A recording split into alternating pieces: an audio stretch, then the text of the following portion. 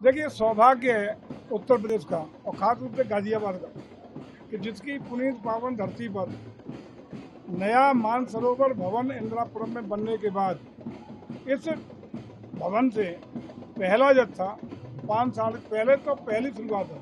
5 साल पहले जो यात्रा स्थगित हुई थी 5 साल बाद शुरू हो रही है, लेकिन इतिहास में पहली बार गाजियाबाद की धरती से यह पहला जत्था रवाना होगा और लगातार यहाँ से जत्थे रवाना होंगे। और परंपरागत रूप से हमेशा मानसरोवर की यात्रा गाजियाबाद की इसी पावन भूमि से प्रतिवर्ष भारत सरकार और प्रदेश सरकार के बीच में जो सहमति बनी है यही से रवाना हुआ करेगी।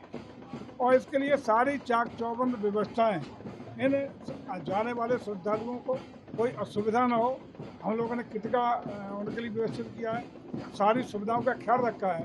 और विशेष रूप से ये और खुशी की बात है कि उत्तर प्रदेश सरकार के चूँकि मुख्यमंत्री स्वयं ही संत हैं, स्वयं तपस्वी हैं, तो हिंदुस्तान के सभी राज्यों में सर्वाधिक अनुदान प्रति यात्री 1 लाख रुपया उत्तर प्रदेश सरकार देने का काम करेगी। जैसे यात्री लौटेंगे, आवेदन करेंगे, विद इन 90 डेज उनके अकाउंट में 1 लाख रुपये उत्तर प्रदेश सरकार की ओर से बतौर सहायता, बतौर अनुदान सभी श्रद्धालुओं के खाते में पहुँचने का काम होगा। क्योंकि प्रति लॉट में 15 लॉट और प्रति लॉट 50, यानी कुल मिला के 750 इस साल जा रहे हैं। और ये अब जैसे जैसे अगले सालों में सरकार द्वारा निर्धारित होगा वो आगे बढ़ता रहेगा, लेकिन हम लोगों का प्रयास है कि सनातन संस्कृति, आस्था और जीवन कल्चर जो है, हमारी आस्था के साथ सनातन का विकास हो, अपनी विरासत का सम्मान हो, आर्थिकी के साथ आस्था जुड़े।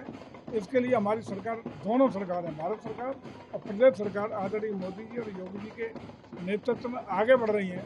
और पुनः हम लोगों का संकल्प है कि इसी आस्था और सनातन के बल पर भारत सोने की चिड़िया भी बनेगा।